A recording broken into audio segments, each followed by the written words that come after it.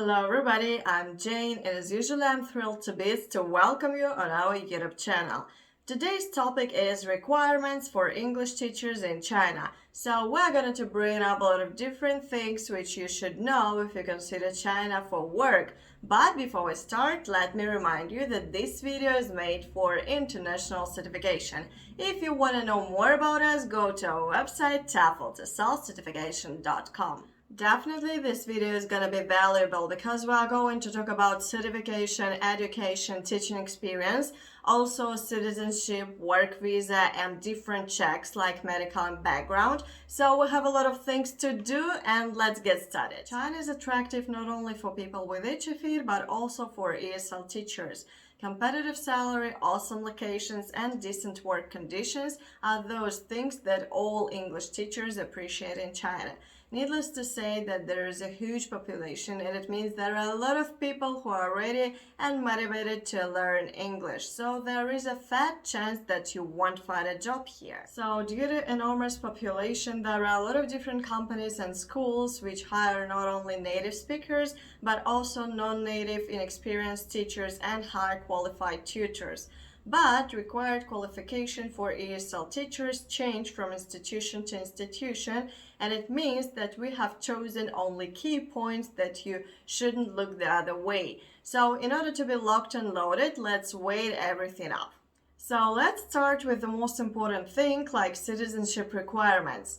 Here is the thing that China is waiting for English teachers only from particular countries, especially from English-speaking countries, and a little bit later I will show you this list. However, this criteria seems to be biased because it's obvious that native speakers know the language a little bit better in comparison with non-native speakers, but it doesn't mean that they are the best teachers only because of nationality. Fortunately, it is believed that native speakers can teach better not only grammar and vocabulary, but also pronunciation, collocations, and other details. So such things like accent, humor, and historical bits and bobs play an important role.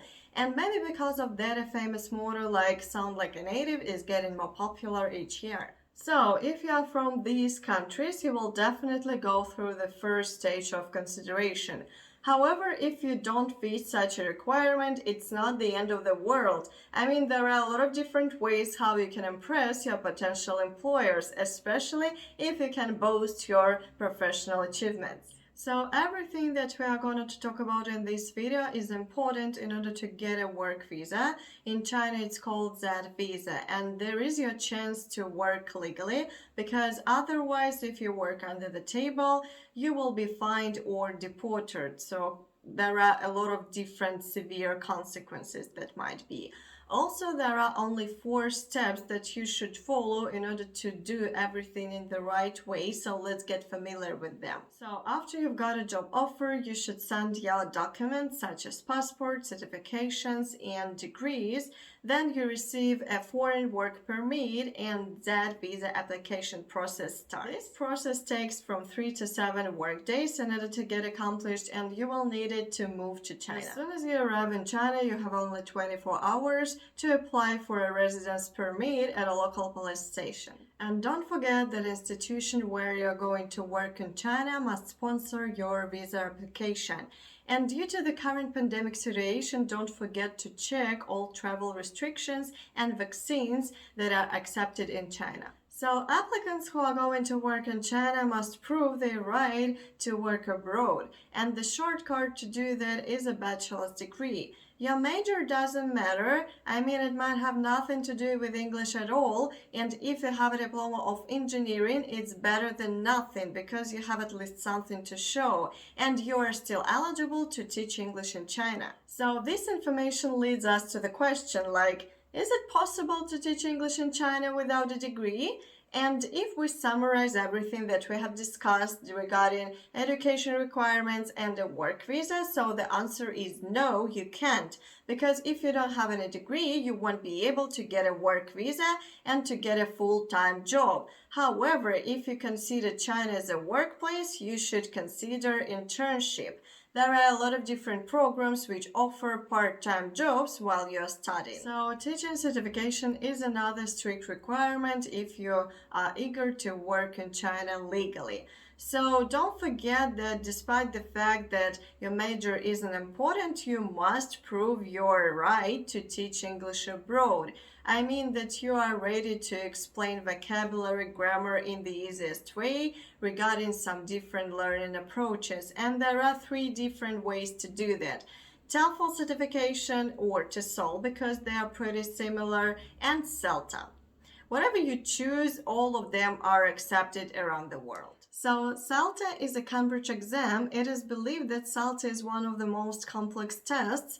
It consists of theoretical and practical parts which provide you with difficulties and possible situations which your students might have. In comparison with CELTA, TEFL or TESOL courses are way more cheaper and convenient because of course duration and online way of studying, and you won't have to take a break and you will be able to teach and study simultaneously. Because of that, we will be glad to help you to get online TEFL TESOL course and choose appropriate duration for you. Go to our website TEFL-TESOLcertification.com to purchase online course at 50% discount. Such certificates will give you an opportunity to teach English to non-native speakers worldwide.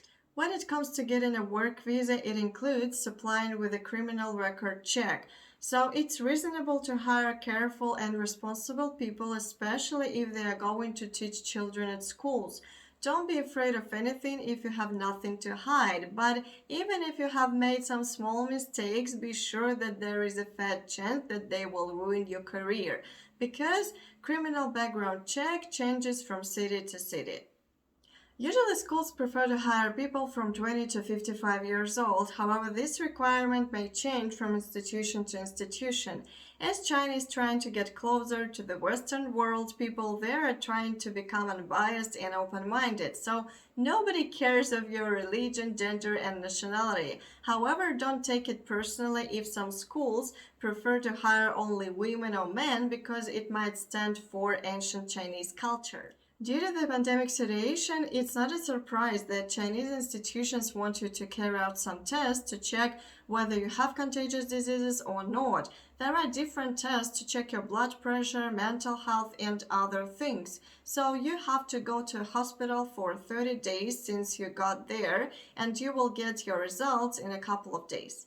Teaching experience isn't an official part of visa regulations. I mean, getting a work visa doesn't depend on such a detail. However, don't forget that there is your advantage to stand out of a crowd.